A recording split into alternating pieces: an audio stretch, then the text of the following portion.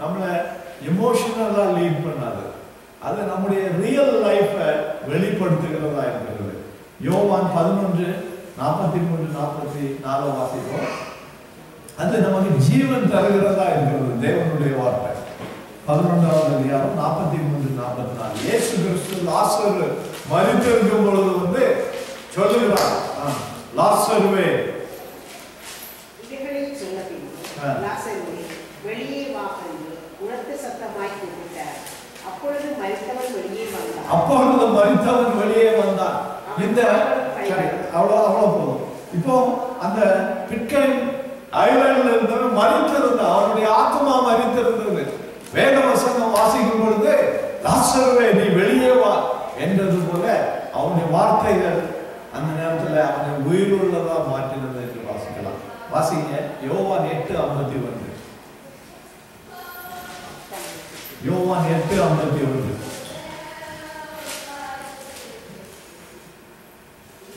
ஒருவன் என் வார்த்தையை கைக்கொண்டால் அவன் என்றென்றைக்கும் மரணத்தை காண்பதில்லை என்று மெய்யாகவே உங்களுக்கு சொல்கிறேன். ஒருத்தன் என்னுடைய வார்த்தையை கைக்கொண்டால் அவன் மரணத்தை, அதுக்கு அர்த்தம் என்ன? இந்த உலகத்தில் உள்ள மரணம் வந்தாலும் that is not the end. நம்மை உயிர்ப்பிக்கிற ஒரு ஆண்டவர் உண்டு. அவர் வரும் பொழுது அவரோடு நம்மை உயிரோடு எழுப்புவார். He is going to resurrect us. நம்ம ஒருவேளை மரித்திருந்தா உயிரோடு எழுப்புவார். உயிரோடு இருந்தோம்னா He is going to transform us, transfigure us. நம்ம உருமாற்றுகிற தேவன் நமக்கு உண்டு. அதனாலதான் மரணத்தை பார்த்து பவுல் எழுதும்போது சொல்கிறார், இது மரணம் இல்லை, இது ஒரு நித்திரை. இயேசு கிறிஸ்து மரித்தவனை உயிரோடு எழுப்ப போகிறார். சீஷர்கள் கேட்கிறாங்க, எங்க போறீர்? அந்த மகள் நித்திரையா இருக்கிறாள், அவளை போய் நான் எழுப்பிட்டோம். சீஷர்கள் கேட்கிறாங்க, நித்திரையா இருந்தா அவளை எழுப்பிடுவாளை, நீங்க ஏன் போகணும் என்றவரை? Then they came to know that person is dead. இந்த லாசரு செத்து இருக்கிறார், இயேசு கிறிஸ்து வருகிறார், இவங்க எல்லாம் அழுதுட்டு இருக்கிறாங்க. இவங்களுடைய அழுகையை ஆண்டவர் பார்க்கிறார். அவர் சொல்லுகிறார், லாசருவே நீ வெளியே வா. அது ஸ்காலர்ஸ் சொல்றாங்க, லாசருவே நீ வெளியே வான்னு ஏன் சொன்னார் ஆண்டவர்? நீ வெளியே வா அப்படின்னு சொல்லி இருக்கலாமே. என்ன சொல்றாங்கன்னா, நீ வெளியே வான்னு சொல்லியாச்சுன்னா அன்னைக்கு அந்த கதவை தோட்டத்தோட எல்லா வலிமையும் வந்துடும். அதனாலதான் அவர் யார உயிரிழைய பண்ணுகிறாரோ பேர் சொல்லி அழைக்கிறார். அல்லேலூயா. லாசருவே நீ வெளியே வா. நம்மள எல்லாம் கூப்பிட்டாரு இல்லையா, பேர் சொல்லி அழைச்சார்ல. அல்லேலூயா. அதனாலதான் நம்ம உயிர் பெற்றிருக்கிறோம். எத்தனை பேர் உங்களை பேர் சொல்லி அழைச்சார் ஆண்டவர்? அல்லேலூயா. Thank you Lord. அல்லேலூயா. தைரியமா சொல்லுங்க. இரண்டாவது சொன்னாங்க, டாக்டர் நீ பாவ வழியில சென்று கொண்டிருக்கிறார். நான் ஹாஸ்பிட்டல்ல கிடக்கும் பொழுது ஒரு ஊழியக்காரர் வந்து கேட்டார், இன்னைக்கு நீ செத்துருந்தீங்கன்னா எங்க போயிருப்பா? எனக்கு தெரியாது, பைபிள்ல இருந்து காட்டினாரு, நரகத்துல கிடப்போம். ஆனா தேவன் வந்து அழைக்கிறார், உனக்கு கிருபையா உயிரை பாதுகாத்து கொடுத்திருக்கிறார், நீ ஒப்பு கொடு. நான் அன்னைக்கு ராத்திரி பெட்ல கிடந்து முதுகெலும்பு ஒழிஞ்சு கிடந்தேன். அவர் சொன்ன ஜெபத்தை செய்து ஆனா எழும்பின உடனே திரும்பியும் ஓடிட்டேன். ஆண்டவர் என்ன பண்ணல, ஆண்டவர் என்ன தொடர்ந்து பிடித்தார். அதுக்கு பிறகு நான் உண்மையிலே என்னுடைய வாழ்க்கையை ஒப்பு கொடுத்தேன். வாழ்க்கையை ஒப்பு கொடுத்த பிறகுதான் எனக்கு தெரியும் இப்படி ஒரு சேஞ்ச் வருமானு சொல்லி. கொஞ்சம் கொடுத்து பாருங்க, கம்ப்ளீட்டா ஒப்பு கொடுத்தீங்கன்னா உங்க திங்கிங் எல்லாம் மாறி போயிடும். அதுக்கு முன்னாடி ஓ இதா இதுன்னா வேலையை கண்டா பயம், அதுக்கு பிறகு வேலையை கண்டா பயம் இல்லை. எனக்கு மாஸ்டர் ஒரு நாள் சொன்னேன், நீங்க முடிஞ்சுன்னா வேலையை தான் எனக்கு முடியும்.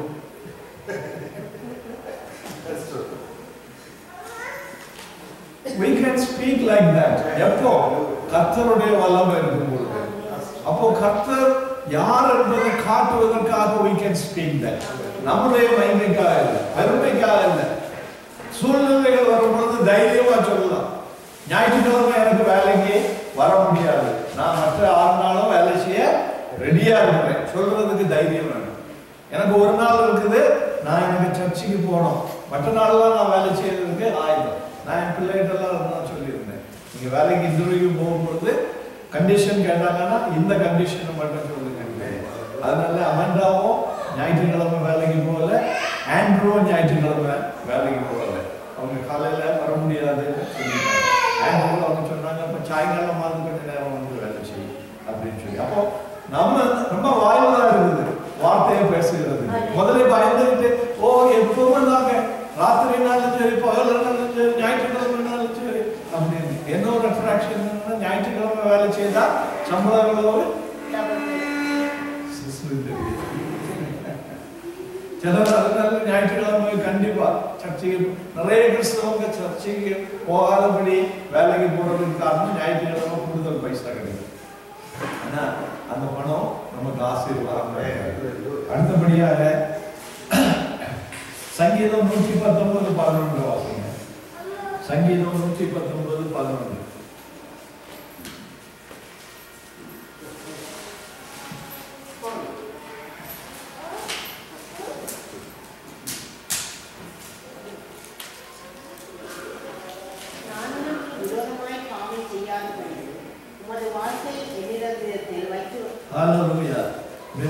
என்னுடைய இருதயத்துல வச்சிருந்ததுனால உமக்கு விரோதமாய் நான் பாவம் செய்யல. அப்போ எத்தனை பேருக்கு பாவத்துல இருந்து வெற்றி வேணும்? என்ன செய்யணும்? கர்த்தருடைய வார்த்தையை உங்க இருதயத்துல வச்சீங்கன்னா பாவம் உங்களை மேற்கொள்ளாது. அடுத்தபடியாக அது கருக்கான வார்த்தை, பெனிட்ரேட்டிங் வேர்ட். நீங்க ஏசாயா 55:10-11 வாசிங்க. ஏசாயா 55வது அதிகாரம் 10-11.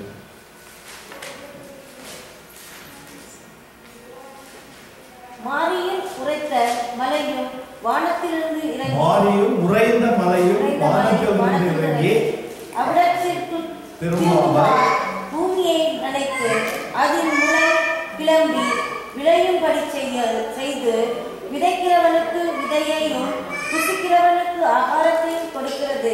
அப்படியே இப்போ என்னத்தை சொல்லுகிறார்? மழை பெய்யுது. இந்த மழை வந்து உடனே திரும்பி போகுதா? மழை என்ன செய்யுது? மழை பெய்த உடனே என்ன செய்யுது? பயிர்கள் எல்லாம் வளைக்க ஆரம்பிக்குது. அப்போ இந்த மழையை அனுப்புகிற தேவன் பூமியை நினைச்சு பூமியிலிருந்து தானியங்களை விளைய பண்ணுகிறார். அந்த தானியங்கள்ல சில தானியங்கள் என்ன செய்யுது? திரும்ப விதைக்கிறதுக்காக போகுது. மற்ற தானியங்களை நம்ம என்ன செய்யறோம்? சாப்பிடுகிறோம். அப்படி போல தேவனுடைய வார்த்தைகளை வாசிக்கும் பொழுது இப்போ அடுத்த வசனத்தை வாசிங்க. அப்படியே என் வாயிலிருந்து புறப்படுகிற அது வெறுமையாய் என்னிடத்திற்கு திரும்பாமல் அது நான் விரும்புகிறதை செய்து நான் அதை அனுப்பின காரியமாக்கும்படி வாய்க்கும். ஹalleluya, thank you lord. அப்ப கர்த்தருடைய வார்த்தையை பேசுனீங்கன்னா அது வெறுமையா திரும்பாது. ஒருவேளை நீங்க நினைக்கலாம் நான் பேசுனேன் எனக்கு என்னாச்சுன்னு தெரியாது. நீங்க கவலைப்படாதுங்க. அந்த வார்த்தை என்னச்சியும் அது பூமராங்ஸ் அங்க இருந்து கிரியை செய்துகிட்டே இருக்கும். ஒரு நாள் தேவன் சூழ்நிலையை கொண்டு வரும் பொழுது அந்த வார்த்தை குத்தின உடனே அவங்க எங்கேயாவது ரட்சிக்கப்படுவாங்க. நீங்க ஒருவேளை பார்க்க மாட்டீங்க. பரலோகத்துக்கு போகும்போது ஆண்டவர் உங்க கணக்கில் காட்டுவார். நான் பேசும்போது அவர் மனம் திரும்பவே இல்லையே. நீங்க கவலைப்படாதுங்க. God is at work. அவருடைய வார்த்தை என்னது? வெறுமையா திரும்பாது. அதை தேவன் எதற்காக அனுப்பினாரோ அதை நிறைவேற்றும் என்று சொல்லப்பட்டிருக்கு. அப்போ வார்த்தைகளை பேசுனீங்கன்னா உங்களுக்கு தேவன் கணக்கு வச்சிருக்கிறாரு. ஏன்னா நீங்க வார்த்தையை பேசிக்கிட்டு மறந்துடுவீங்க. ஆனா தேவன் இடத்துல அக்கௌண்ட் இருக்கு. யார் பேசுனா இந்த வெத்தைய யாரு போட்டா உங்ககிட்ட கணக்கு கிடையாது. ஆண்டவர் வச்சிருக்கிறார். அதனால தைரியமா பேசுங்க. அதுக்கு ஆண்டவர் ரிவார்ட் வச்சிருக்கிறார். அதனாலதான் ஒருத்தன் சொன்னா ஓ நான் யாருக்கு தண்ணி கொடுத்தேன், யாருக்கு ஆகாரத்தை கொடுத்தேன். ஆண்டவர் சொன்னார் இந்த சிறியர்கள் நீங்க யாருக்கு கொடுத்தீங்களோ எனக்கு கொடுத்தீங்க. இந்த சிறியர்கள் யாருக்கு வசனத்தை நீங்க சொன்னீங்களோ அது எனக்காக நீங்க பேசுனீங்க. எல்லாத்துக்கும் கணக்கு வச்சிருக்கிறார். ஒருவேளை மனுஷன் கணக்கு வைக்க மாட்டான். ஆனா நீங்க ஆண்டவர் கணக்கு வச்சிருக்கிறார் என்பதை உணர்ந்து கொள்ளுங்க. அதனாலதான் இங்க சொல்லப்பட்டிருக்கிறது. என்ன சொல்லி இருக்கிறது? என் வாயில் இருந்து புறப்படும் வசனமும் அப்படித்தான் இருக்கும். எப்படி மழை வந்து பொழிகிறது போல. மழை பொழிஞ்சு விளையாம இருக்குமா? எங்கெல்லாம் விளையுது. ஆனா சில இடங்கள்ல என்ன செய்யும்? முள்ளும் விளையும். அது எதனால? வசனத்தை பேசாதவங்க. முள்ளு எங்க விளையும்? வாயின் வார்த்தைகளை பேசுகிறவங்க, சொந்த விருப்பத்தின்படி பேசுகிறவங்க. அதுல மழை எல்லாத்துக்கும் விளையும் பெய்யும் தேவனுடைய மழை. ஆனா அங்க இருந்து குறுக்கு வரும். அதை என்ன செய்வாங்க? வெட்டி அக்கினியில போட்டுருவாங்க. எங்க வசனம் பேசுகிறோமோ அங்க என்ன வரும்? தானியம் வரும். எங்க என்ன சொல்லப்பட்டிருக்கிறது? அது விதைக்கிறவனுக்கு விதையை கொடுக்குது, அது திரும்ப விதைக்கிறதுக்கு உதவும், மனுஷனுக்கு சாப்பிடுகிறதுக்கு உதவும். வசனம் அப்படிப்பட்டது. அதனால இதை குறித்து சொல்லும் பொழுது ஒரு சாட்சி, மிஸ்டர் தார்பி 18th செஞ்சுரியில இருந்த ஒரு பெரிய ஆர்டிஸ்ட். அவருடைய பேண்டுக்கு பேர் வந்து ஹெல்ஃபயர் கிளப். ஒரு பேண்ட் வச்சிருந்தான், பயங்கரமா மியூசிக் போடுற ஹெல்ஃபயர் பேண்ட். அப்படி 18th செஞ்சுரியில அந்த நேரத்தில் அமெரிக்கால ஜார்ஜ் ஒயிட்ஃபீல்ட் அப்படின்னு ஒரு ஊழியக்காரர் வந்தார். அவர் வல்லமையா பேசுவார். ஆனா அவருடைய கண்ணு வந்து கொஞ்சம் ஒன்றரை கண்ணு ஸ்குவிண்ட். அந்த தாழ்த்தி அவரை பரியாசம் காட்டுறது, இந்த ஸ்குவிண்டர்னஸ் கம். இவரு கிளப்ல போய் அவரை பரியாசம் காட்டுகிறது. அவர் எப்படி பிரசங்கிக்கிறாரோ அதை போல இவனும் வசனத்தை பேசிக்கிட்டு பேண்ட போடுறது, ஸ்குவிண்டர் அப்படின்னு சொல்லிட்டு. அந்த பேசிக்கிட்டு இருக்கும்போது ஒரு நாள் திடீர்னு சொல்லிக்கிட்டு இவனுக்குள்ள அந்த வசனம் கிரியை செய்ய ஆரம்பிச்சது. அப்படியே தன்னுடைய முட்டக்காலில் விழுந்தான். பரியாசம் காட்டிட்டு இருந்தவன் கிளப்ல எல்லாம் போய் வசனம் பேசிட்டு இருக்கிறான். ஜார்ஜ் ஒயிட்ஃபீல்ட் ஸ்குவிண்டர் அப்படின்னு சொல்லிட்டு அவர் சொல்லுறது போல வசனத்தை சொல்ல, ஒரு நாள் அந்த வசனம் திடீர்னு அவனுடைய இருதயத்தை அட்ராக்ட் பண்ணிட்டு அப்படியே முட்டக்காலில் விழுந்து அழுதானா. அன்னையில இருந்து இன்னைக்கு என்ன சர்வெண்ட் ஆஃப் காட். அவனுடைய வாழ்க்கை உண்மையா நடந்தது அமெரிக்காவில். அப்படி ஒருவேளை நம்மளும் ஊழியக்காரங்க பரியாசமா பேசியிருப்போம். அவன் பேசுற வசனம் ஒரு நாள் என்ன செய்யும்? கிரியை செய்யும். ஹல்லேலூயா. இந்த காத்தை அப்படியே மாறிட்டான். அதனால நம்ம வசனத்தை என்ன அப்படின்னு அறிஞ்சுக்கிடணும். இது சும்மா ஒரு கதை நாவல் இல்லை, ஒரு மேகசின் வாசிக்கிறது இல்லை, நியூஸ் பேப்பர் வாசிக்கிறது இல்லை. தேவனுடைய வசனம் இருபுறமும் கருக்கொள்ளப்பட்டு வாசிப்போம். 2 தீமோத்தேயு 3:16-17. 2 தீமோத்தேயு 3:16-17.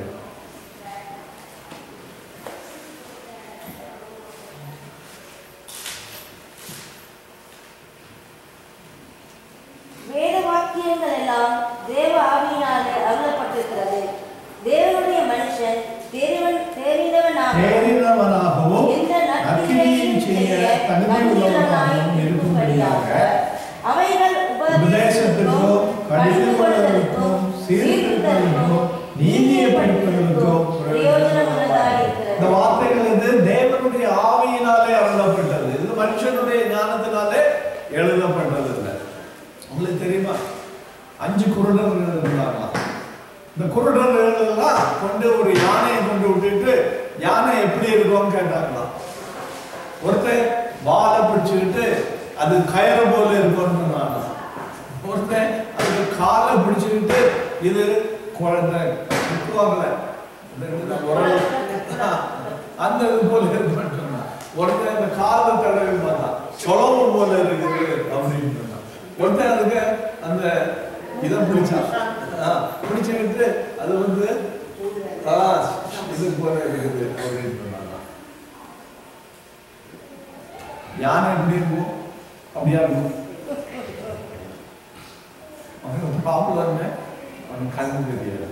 அப்படிதான் வசனத்தை கண்ணு தெரியாதவங்க வாசிக்கிறது போல அங்கேயும் இங்கேயும் வாசிக்கிட்டு இதுல என்ன இருக்குது? ஒன்றும் கிரியை செய்ய இல்லையே. அது முழுசா கண்ணு திறக்க போடும் போதுதான் தெரியும் அது யானை அப்படின்னு சொல்லிட்டு. அது யாராவது ஏதாவது சொன்னாங்கன்னா அவங்க கண்ணை திறக்கிறதுக்காக முதலாவது ஜெபிங்க. கண்ணை திறக்காதபடி நீங்க லைட்டை காட்டினீங்கன்னா லைட்டு தெரியுமா உங்களுக்கு? தெரியாது. ஆனா கண்ணு திறந்துன்னா லைட்டினுடைய மகிமை அவங்களுக்கு தெரியும். அப்ப தேவ வசனம் வந்து என்னத்துக்கெல்லாம் உதவும்? அவைகள் உபதேசத்துக்கும் கடிந்து கொள்வதற்கும். கடிந்து கொள்வீங்களா? யாராவது தைரியம் இருக்குதா? கடிந்து கொள்ளுகிறதுக்கு எத்தனை பேருக்கு தைரியம் இருக்குது? கடிந்து கொள்ளுகிறதுக்கு ஒரு சிஸ்டர் மட்டும் தான் கை காட்டுறாங்க. கடிந்து கொள்ளுகிறதுக்கு தைரியம் வேணும். பிசாசு என்ன செய்யணும்? எதிர்த்து நில்லுங்க, அது ஓடி போகும். நீங்க ஐயா சாமின்னு சொன்னீங்கன்னா அது உங்களுக்கு கால வாரிடும். பாவத்தை கடிந்து கொள்ளுகிறதுக்கு தைரியம். இயேசு கிறிஸ்து அதிகாரத்தோடு பேசினார் என்று சொல்லியிருக்கிறது. அவர் பரிசேயர் போல சதுசேயர் போல பேசவில்லை. அதனால அதிகாரம் என்ன செய்தது? கிரியை செய்தது. ராஜாக்கள் மத்தியிலையும் அவர் அடிபணியல்ல. தானியேல் ராஜாக்கள் மத்தியில் அடிபணிஞ்சானா? தானியேல் என்ன சொன்னான்? சாத்ராக் மேஷாக் அபேத்நேகோ என்ன சொன்னாங்க? நாங்க தேவனை தவிர வேற யாரையும் வணங்க மாட்டோம். அவங்க என்ன சொன்னாங்க? ஒன்ன பிடிச்சி தீல போட்டுருவோம். நீங்க என்ன கொண்டாலும் சரி, என்னுடைய தேவன் என்ன விடுவிக்காட்டாலும் சரி, நான் தேவனை தவிர வேற யாரையும் அந்த தைரியம் வேணும். கடிந்து கொள்ளுகிறதுக்கு எத்தனை பேர் கடிந்து கொள்ளுகிறீங்க? நீங்க பாவத்தை கடிந்து கொள்ளுகிறீங்களா? இல்ல, அப்படியே ஒன்னும் வழங்காதது போல பார்த்துட்டு இருக்கிறீங்க. பாவத்தை கடிந்து கொள்ளுகிறீங்களா? அல்லேலூயா. பிசாசை பார்த்து அப்பாலே போ பிசாசை சொல்றீங்களா? தைரியம் இருக்குதா? அல்லேலூயா. அதான் சொல்லுது, உபதேசத்திற்கும் கடிந்து கொள்ளுதலுக்கும் சீர்திருத்தம். சீர்திருத்தம் அன்ஷார்டன் சீர்திருத்த முடியாது. கம்யூனிட்டி டெவலப்மெண்ட் ஆபீசர் சொல்லி குழப்பத்தை தான் ஒன்று பண்ணிட்டு இருக்கலாம். சண்டைகளை கூட்டிக் கொண்டே இருக்கலாம். இது சீர்திருத்தல் உண்டாக்குகிறது. சீர்திருத்தல் உண்டானது எங்க? பெட்கே நாயல் ஒரு மனுஷன் ஆடம், அவன் அந்த பைபிள் வாசித்ததுனால அந்த வில்லேஜில் உள்ள எல்லாரும், ஐலாண்டில் உள்ள எல்லாரும் தேவனை அறிந்து கொண்டாங்க. சீர்திருத்தலுக்கும் நீதியை படிப்பிக்கிறது. நீதியை அடையணும்னா இங்க இருந்து தான் படிக்கணும். மனுஷனுடைய நீதி குப்பை அப்படின்னு பைபிள் சொல்லுது. நம்முடைய நீதியெல்லாம் குப்பை. தேவனுடைய நீதியை பேசணும். இது பிரயோஜனம் உள்ளதா இருக்கு. அதனால தேவ ஆவியினாலே இது நமக்கு கொடுக்கப்பட்டது. அப்ப இது சாதாரண வார்த்தைகள் இல்லை, தேவ ஆவியினால கொடுக்கப்பட்ட தேவ வசனங்கள். அடுத்தபடியாக இது வகையா இருக்கிறதா இருக்கிறது. டிசர்னிங், அதுதான வாஸ்தவம். அந்த வசனத்துல என்ன வாஸ்தவம்? நம்ம ஆத்துமாவையும் ஆவியையும் கணுக்களையும் ஊனையும் பிரிக்கத்தக்கதாக உருவ குத்துகிறதாயும் இருதயத்தின் நினைவுகளையும் யோசனைகளையும் வரையறுக்கிறது. வகையறுக்கிறதுனா டிசர்னிங், டிசர்ன் பண்றது. டிசர்ன் பண்ணுகிற ஆவி one of the gift from God, one of the வரம். அப்போ இது பார்வைக்கு, தேவனுடைய பார்வைக்கு மறைவானது ஒன்றுமில்லை என்று நம்ம வாசிக்கிறோம். சகலமும் அவருடைய கண்களுக்கு திறந்திருக்கிறது. 11வது வசனத்தை வாசிங்க. 4வது அதிகாரம் 13.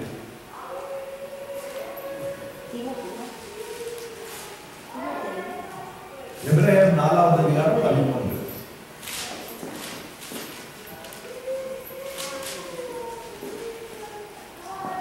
அவருடைய பார்வைக்கு மறைவான சிருஷ்டி ஒன்றுமில்லை. தேவனுடைய பார்வைக்கு மறைவான சிருஷ்டி ஒன்றுமில்லை. சகலமும் அவருடைய கண்களுக்கு முன்பாக நிர்வாணமாய், அவருடைய கண்களுக்கு முன்பாக எல்லாம் எப்படி இருக்குதா? நிர்வாணமாகவும் வெளியரங்கமுமா இருக்கிறது. அவருக்கே நாம் கணக்கு ஒப்பிக்க வேண்டும். உலகத்துல நம்ம பொத்தி பொத்தி எல்லாம் மறைச்சு வச்சிடலாம். ஆனா தேவனுடைய சமூகத்தில் இருக்கும் பொழுது எல்லாம் மெட்ட வழி சொல்றாங்க. உங்களுக்கு ஆச்சரியமா இருக்கும். ஐயோ, இது யாரும் நான் பார்க்கலன்னு நினைச்சேனே. தம்பி, நான் மேல இருந்து பார்த்துக்கிட்டே இருந்தேன்பா. ஆண்டவர் சொல்றார், என்னுடைய கண்களுக்கு ஒன்றும், நான் இங்க பிசுக்கு வேலை காட்டினேன், ஒருத்தர் பார்க்கலன்னு நினைச்சேன். தம்பி, தங்கச்சி, நான் மேல இருந்து அதை பார்த்துக்கிட்டே இருந்தேன். தம்பி, நீ இந்த நாள்ல இப்படி எல்லாம் செய்தியே அப்படின்னு கணக்கு கொடுக்கும் அவர் சொல்லுகிறார். அவருடைய கண்களுக்கு மறைவானது ஒன்றுமில்லை, எல்லாம் நிர்வாணமாயும் வெளியரங்கமுமாய் இருக்கிறது. அவருக்கே நாம் கணக்கு ஒப்பிக்க வேண்டும். ஹல்லேலூயா. God sees everything. அதனால there is no escape. அவர் எல்லாத்தையும் பார்க்கிறதுனால நமக்கு ஒரு என்னது நோ எஸ்கேப்னா என்னது? ஒன்னும் மறைக்க முடியாது. நமக்கு நார்மலா என்ன புத்தி இருக்குது? ஆண்டவர் எப்பெல்லாம் நம்மளை பார்க்கணும்? நமக்கு துன்பம் வந்துன்னா ஆண்டவர் பார்க்கணும், துக்கம் வந்துன்னா ஆண்டவர் பார்க்கணும், சோதனை வந்துன்னா ஆண்டவர் பார்க்கணும். நான் பாவம் செய்யும்போது பார்க்கணும்னு ஆசை இருக்க. நான் பாவம் செய்யும்போது ஆண்டவர் பார்க்க கூடாது. தேவனுக்கு பிரியமில்லாத நான் செய்யும் பொழுது அவர் பார்க்க கூடாது. அப்போ நமக்கு அவர் பார்க்க வேண்டியது நேரங்கள் எப்பவும் இல்லை. நம்ம ஜெபம்லாம் எப்படி இருக்குது? ஆண்டவரே, உங்களுக்கு கண்ணு இல்லையா? எனக்கு போடுங்க. ஆண்டவரே உங்களுக்கு கண்ணு இல்லையா நான் போனதுக்கும், ஆண்டவரே உங்களுக்கு கண்ணு இல்லையா நான் பாவம் செய்யலன்னு பாவம் ஜெபிச்சிருக்கீங்களா? அதான் ஆண்டவர் சொல்லுகிறார், அவர் எல்லாத்தையும் பார்க்கிறார். உங்க தேவைகளையும் பார்க்கிறாரு, உங்க அக்கிரமங்களையும் பார்க்கிறாரு. அதை மறந்துடாதுங்க. தேவைகளை மட்டும் பார்க்கணும்னு சிலருக்கு ஆசை. அக்கிரமங்கள் வரும்போது அவருடைய கண்ணை மூடிடணும். அப்படி இல்லை, அவர் எல்லாத்தையும் பார்க்கறதுனால ஒன்னையும் மறைச்சு there is nothing which can be hidden. அவருக்கு ஒன்னையும் நம்ம மறைக்கவும் முடியாது. God sees everything. அவருக்கு ஒன்னையும் மறைக்க முடியாது. அடுத்தபடியாக சரி, அதுக்கு ஒரு வசனம் வாசிக்கலாம். யாக்கோபு 1வது அதிகாரம் 21, 22. யாக்கோபு, James chapter 1, 21 and 22. ஆகையால் நீங்கள் எல்லாவித அழுக்கையும் கொடிய துர்க்குணத்தையும் ஒழித்துவிட்டு உங்கள் உள்ளத்தில் நாட்டப்பட்டதாய் உங்கள் ஆத்மாக்களை ரட்சிக்க வல்லமையுள்ளதுமாய் இருக்கிற வசனத்தை சாந்தமாக ஏற்றுக்கொள்ளுங்கள். அல்லாமல் நீங்கள் உங்களை வஞ்சியாதபடி திருவசனத்தை கேட்கிறவர்களாய் மட்டுமல்ல அதன்படி செய்கிறவர்களாய் இருங்கள். அப்போ திருவசனத்தை கேட்கிறவர்களாய் மட்டும் இருந்து உங்களை ஏமாற்றிக் கொள்ளாதுங்க. அதை கேட்கிறவர்களாய் மட்டுமல்ல அதை செய்கிறவர்களாய் நீங்கள் மாறுங்கள். அது எதனால அவர் சொல்லுகிறார், நீங்கள் எல்லா வித அழுக்கையும் துர்க்குணத்தையும் ஒழித்து விட்டு ஒழிச்சிருங்க. மூட்டை பூச்சி வந்தீங்கன்னா என்ன அடிக்கிறீங்க? மருந்து அடிக்கிறீங்க. அது இல்லையா? அப்ப நமக்குள்ள இருக்க அழுக்கை என்ன செய்யணும்? இயேசு கிறிஸ்துவினால அடிச்சு எல்லா துர்க்குணத்தையும் விட்டு தேவனுடைய வசனத்தை வாசிக்கிறது இல்ல, கேட்கிறது இல்ல, அதன்படி செய்கிறவர்களாய் நம்ம மாறணும். எதனால? அவர் எல்லாவற்றையும் பார்க்கிறார். அவர்கிட்ட போய் எக்ஸ்கியூஸ் சொல்லவே முடியாது, அவர்கிட்ட போய் மறைக்கவே முடியாது. அடுத்தபடியா கர்த்தர் எல்லாவற்றையும் பார்க்கிறார். அவர் சாக்கு போக்கு சொல்லுறது இடமே கிடையாது. ஆரோன் சாக்கு போக்கு சொன்னான். என்ன சொன்னா? விக்கிரகத்தை உண்டு பண்ணான். எல்லார்ட்டையும் கோல்டு வாங்கி விக்கிரகத்தை அவன் என்ன செய்தான்? உண்டு பண்ணான். மோசே வந்து கேட்ட உடனே அவன் என்ன சொல்லுகிறான்? நான் இந்த கோல்ட அக்கனியில போட்டேன், அது கண்ணுக்குட்டியா வெளியே வந்தது. செய்தது யாரு? அவர். ஆனா மோசே கேட்டவன் சொல்லுகிறான், நான் ஒன்றும் செய்யல, கோல்ட வாங்கி அக்கனியில போட்டு அது கண்ணுக்குட்டி. அப்படி நம்ம கதை விடுறோமா? செய்தது எல்லாம் பிளான் பண்ணி கேட்டாச்சுன்னா, ஓ தெரியாம நடக்கும், எனக்கு தெரியாது எப்படி வந்தது. பச்சை புழுன்னு சொல்லுவாங்க, பச்சை புழு. தேவன் அதையும் பார்க்கிறார். அதனால no excuse. Remember this, word of God is powerful. நம்ம வீட்டில் இருக்கிற வார்த்தைகள் நம்மளை பார்த்துக்கிட்டே இருக்குது, நம்முடைய நடவடிக்கைகளை பார்த்துக்கிட்டே இருக்குது. உலகத்துல எப்படி நம்ம நடக்கிறோம் சொல்லிட்டு அது பார்த்துக்கிட்டே இருக்குது. God keeps account of everything. அதனாலதான் அங்க போய் நிற்கும் பொழுது நம்ம எந்த எக்ஸ்கியூஸும் அவர்கிட்ட சொல்ல முடியாது. சூழ்நிலை காரணமாக அவர் சொல்லுவார், மகனே இந்த சூழ்நிலையில நீ இங்க வந்திருந்தீங்கன்னா எப்படி இருக்கும்? யோசேப்பு சொல்லியிருக்கலாம், அந்த பார்த்திபோருடைய மனைவி எனக்கு பின்னால்தான் வந்தார், நான் அவளுக்கு பின்னால போகல, அதனாலதான் நான் விழுந்தேன்னு சொல்லி. ஆனா ஆண்டவர் சொன்னாரு, இங்க ஓடுறதுக்கு இடம் இருந்தது தம்பி, நீ ஏன் ஓடல? நம்ம அப்படிதான் சொல்லிட்டு இருக்கோம், எனக்கு சூழ்நிலை அப்படி இருக்குது. சூழ்நிலையில மாற்றுகிற தேவனுடைய வார்த்தைகள் எங்க இருக்கு? உங்க வாயில இருக்கு. அந்த கிளப்ல அவன் அடிச்சு பரியாசம் பண்ணிட்டு இருந்த சூழ்நிலையை ஆண்டவர் என்ன செய்தாரு? மாற்றிட்டார். ஒரே நாள் அவனை முழங்கால விழ பண்ணுகிற தேவன். அதனால நீங்க வந்து முழங்கால விழலைன்னா தேவன் அழிப்பார், முழங்கால விழுந்தான்னா அவனை ஆசீர்வதிப்பார். அப்படிப்பட்ட வசனம் தேவன் கொடுத்திருக்கிறார். அதனால கடைசியா நம்ம 2 வசனம் வாசித்து ஜெபிக்கலாம். ரோமர் 3வது அதிகாரம் 19வது வசனத்தை வாசிக்கலாம். ரோமர் 3:19.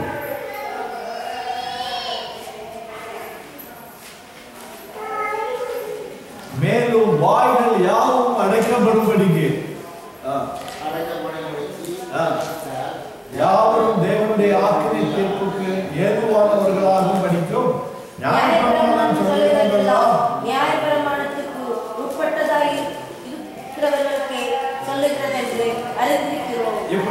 கொரிந்தியர் 5:10 வாசிப்போம். அது நியாயப்பிரமாணம் சொல்லுகிறவர்களுக்கு. நம்ம நியாயப்பிரமாணம் சொல்லுகிறது இல்லை, ஆனா நமக்கு என்ன சொல்லப்பட்டிருக்கு? 2 கொரிந்தியர் 5:10. ஏனென்றால் சரீரத்தில் எவனவன் செய்த அவனவன் செய்த நன்மைக்காவது தீமைக்காவது தக்க பலனை அடையும்படிக்கு நாம் எல்லாரும் கிறிஸ்துவின் நியாயப்பிரமாணத்திற்கு ஞானசக்திக்கு முன்பாக வெளிப்பட வேண்டும். கிறிஸ்தவங்க விசுவாசிகள் தேவனை ஏற்றுக்கொண்டவர்களால எங்க போனோம்? இயேசு கிறிஸ்துவுடைய நியாயசனத்துக்கு முன்னால நன்மை தீமைகளை அவர் என்ன செய்யணும்? ரிவார்ட் கொடுக்கிறார். நன்மை செய்திருந்தோம்னா கிரீடம் கிடைக்கும், நன்மை செய்யலைன்னா சுட்டரிக்கப்படும்.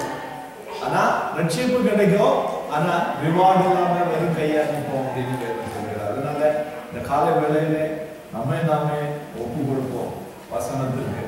வசனம் சொல்லிச்சுன்னா ஆண்டவரே நான் கீழ்ப்படிவேன். அதுல ஒரு ஆர்குமெண்ட் கிடையாது.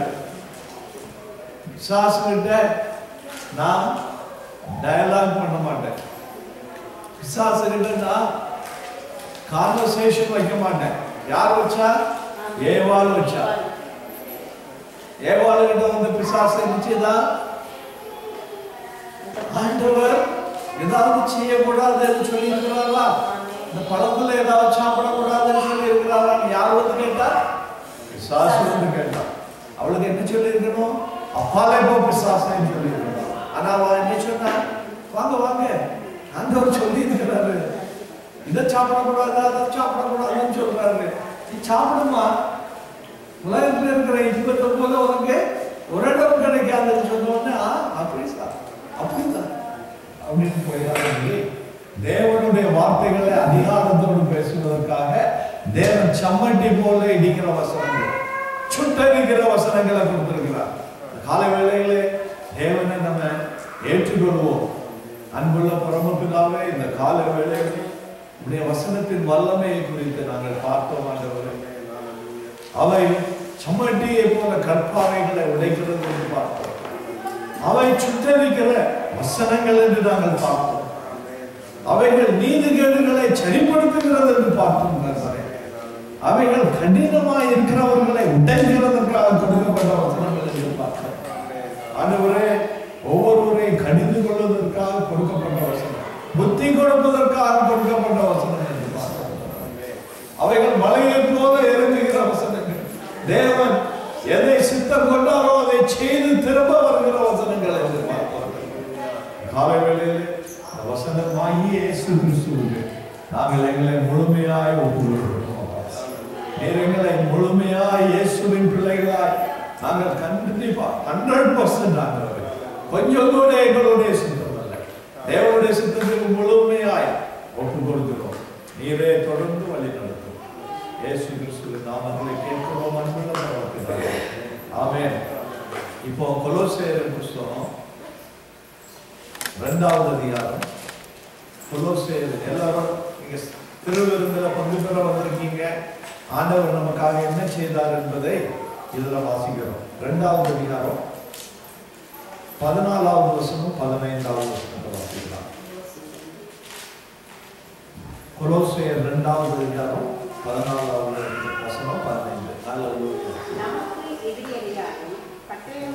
நமக்கு எதிரடையாகும். நமக்கு எல்லாரும் உங்களுடைய பெயரை போட்டுருங்க. எல்லாரும் சேர்ந்து வாசிப்போம். எல்லாரும் எழுப்பி நில்லுங்க. சண்டே ஸ்கூல் டீச்சருக்கு கூப்பிடுவீங்களா? எல்லாரும் எழுப்பிடுங்க. கொலோசையர் 2வது அதிகாரம் 14-15, 276வது பக்கம் புதிய ஏற்பாடு. அந்த நமக்கு இருக்கிறதுல எல்லாரும் உங்க பெயரை போட்டுருங்க. குமார் பிரதர் என்ன வாசிப்பீங்க? குமாருக்கு எதிர்மையா, மதன் பிரதர் சொல்லுவீங்க, மதனுக்கு எதிர்மையா. எல்லாரும் உங்க பேரை போட்டு வாசிங்க. எல்லாரும் வந்து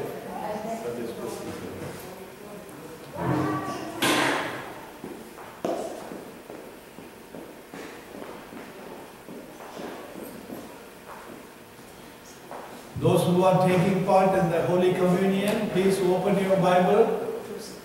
Where's your Bible? இன்னொரு